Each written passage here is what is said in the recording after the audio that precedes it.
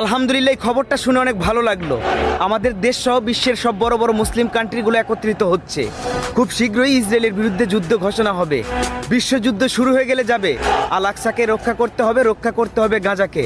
হে আল্লাহ, এই যুদ্ধে আমাকে কবুল করে নেন একজন ইসলামের মুজাহিদ হিসেবে। আমরা সবাই প্রস্তুত আছি যুদ্ধের জন্যে। যুদ্ধ না পারলেও সামনে ঢাল হয়ে দাঁড়িয়ে যাব। জীবন দিয়ে হলেও ইসলামের পাশে দাঁড়াবো। ইনশাআল্লাহ ইসলামের বিজয় নিশ্চিত।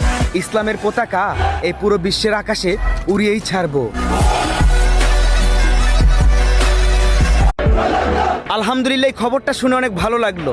আমাদের দেশ সহ বিশ্বের সব বড় বড় মুসলিম কান্ট্রিগুলো একত্রিত হচ্ছে। খুব শীঘ্রই ইসরায়েলের বিরুদ্ধে যুদ্ধ ঘোষণা হবে। বিশ্বযুদ্ধ শুরু হয়ে গেলে যাবে। আল আকসাকে রক্ষা করতে হবে গাজাকে। হে আল্লাহ, এই যুদ্ধে আমাকে কবুল করে নেন একজন ইসলামের মুজাহিদ হিসেবে। আমরা সবাই প্রস্তুত আছি যুদ্ধের জন্যে। যুদ্ধ না পারলেও সামনে ঢাল হয়ে দাঁড়িয়ে যাব।